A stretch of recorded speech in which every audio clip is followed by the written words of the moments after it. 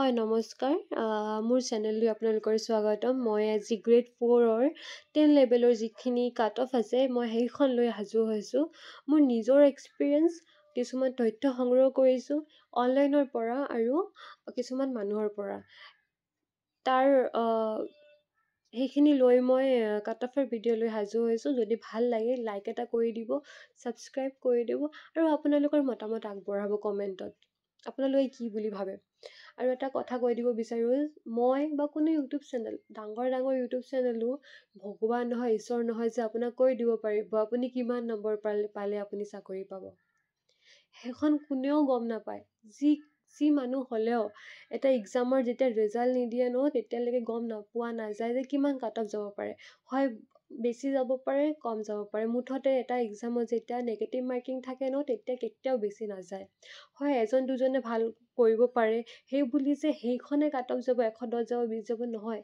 মানুহে পাবও পাৰে মানুহটো চব কৰিব পাৰে আমি চব কৰিব পাৰোঁ তো সেই বুলি যে সেইখনে কাট অফ যাব নহয়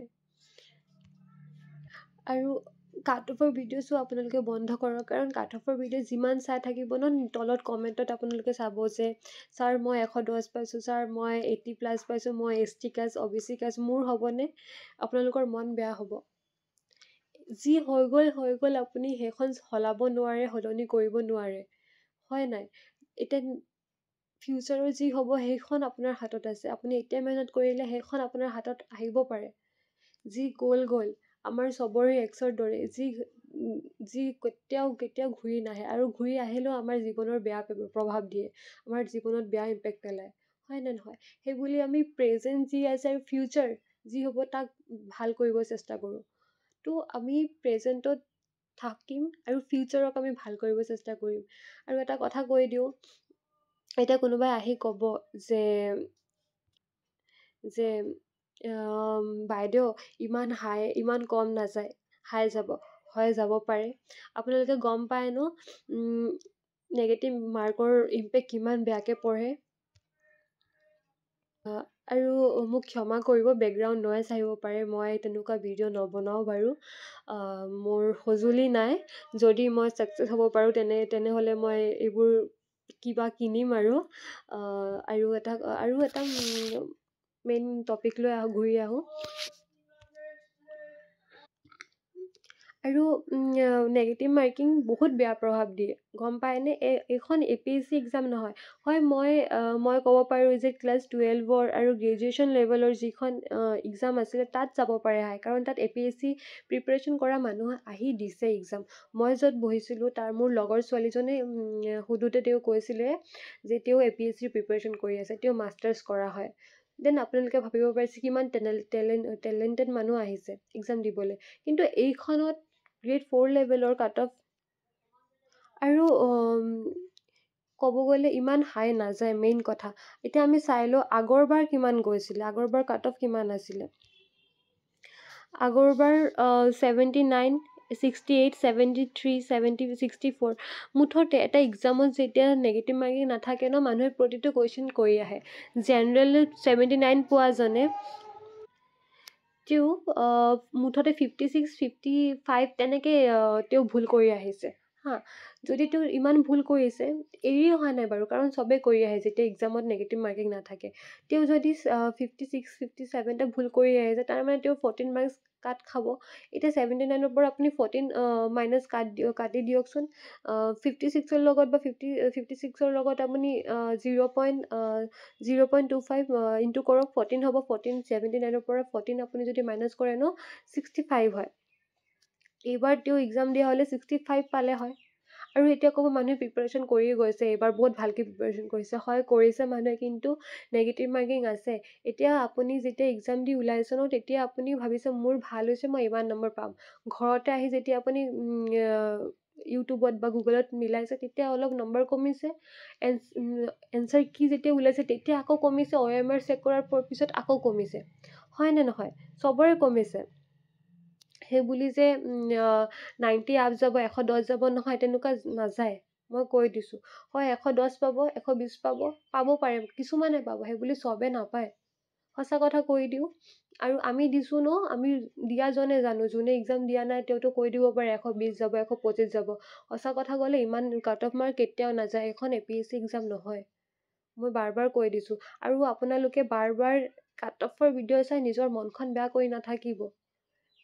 যি হৈ গ'ল আপোনালোকে সেইখন একো কৰিব নোৱাৰে, কিন্তু ফিউচাৰক আপুনি ভাল কৰিব পাৰিব। নেক্সট এক্সাম আহি আছে ADRE গ্ৰেড 3.0 আৰু এতিয়া মোৰ মতে মই কিমান মই সংগ্ৰহ কৰিছোঁ, কি কৰিছোঁ, মই আপোনালোকৰ আগত তুলি ধৰিব জেনেৰেলৰ 90ৰ পৰা 85, OBC MOBC 85ৰ পৰা 83, SC 80ৰ পৰা 79, এনেকৈ বনাইছোঁ আৰু যিখিনি মই তথ্য সংগ্ৰহ কৰিছোঁ। আৰু ওমেন্সৰ বাবে আপুনি -5 এটা, 10 এটা, -10 কৰি ল'ব এটা। আৰু এতিয়া কোনোবাই ক'ব এই বাইদেউ ইমানো কাট অফ কম নাযায়।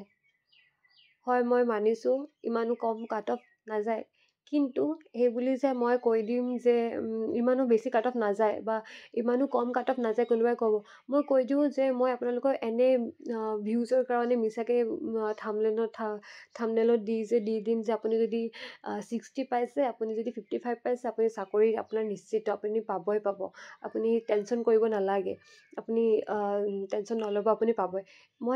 মই এনে আপোনাক মিছা কথা কৈতো লাভ নাই ন। মই সঁচা কথা কৈ দিব বিচাৰোঁ।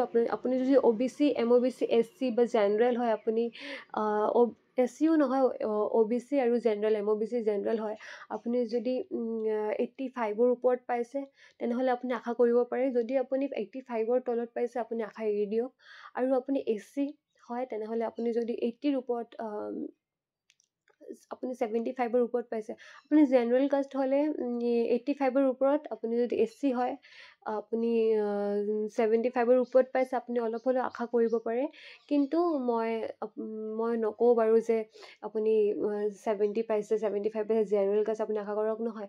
আপুনি 85, 90ৰ ওপৰত আছে তেনেহ'লে আপুনি আশা কৰক। মই এনে 40, 45 এইবোৰ কৈ দিম, আপোনাৰ কাষ্ট চাৰ্টিফিকেট আছে যদিও। মিছা কথা কৈ লাভ নাই। আপুনি নেক্সট এক্সামৰ কাৰণে প্ৰিপেৰেশ্যন কৰক, প্ৰিপেয়াৰ হওক, ভালকৈ কৰক। আৰু এতিয়া আমাক কৈ দিব পাৰে মানুহে যে কি পঢ়িলি, চবৰ হ'ল, তোৰ কিয় নহ'ল।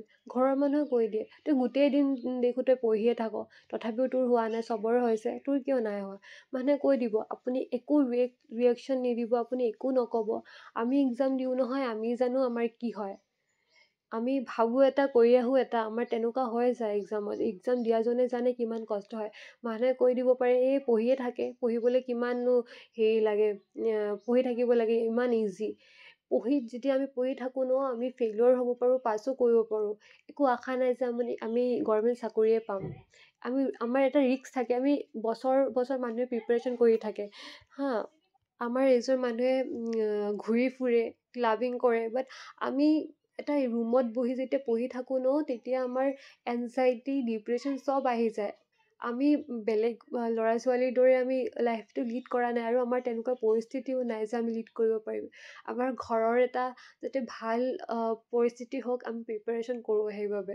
তো সেই বুলি যে মানুহে কোৱাটো বহুত ইজিয়েই গভৰ্ণমেণ্ট চাকৰিৰ কাৰণে প্ৰিপেৰেশ্যন কৰিছিলে একো নহ'ল, কোৱাটো ইজি, আপুনি দি চাওক। আৰু এটা গ্ৰেড 4ৰ চাকৰি বুলি যে সৰু চাকৰি নহয়, আমাৰ নিচিনা ল'ৰা ছোৱালীৰ কাৰণে এটা গ্ৰেড 4ৰ চাকৰি APSC ৰেংকৰ তুলনাত একো কম নহয়। আমাৰ কাৰণে গ্ৰেড 4ৰ চাকৰি বহুত ডাঙৰ চাকৰি, হয়নে নহয়। আপোনালোকে নিজৰ মতামত আগবঢ়াব, আৰু কিমান পালে, কি লাগে আপোনাৰ কমেণ্টত জনাব। যদি ভাল লাগে লাইক এটা কৰি দিব। ধন্যবাদ।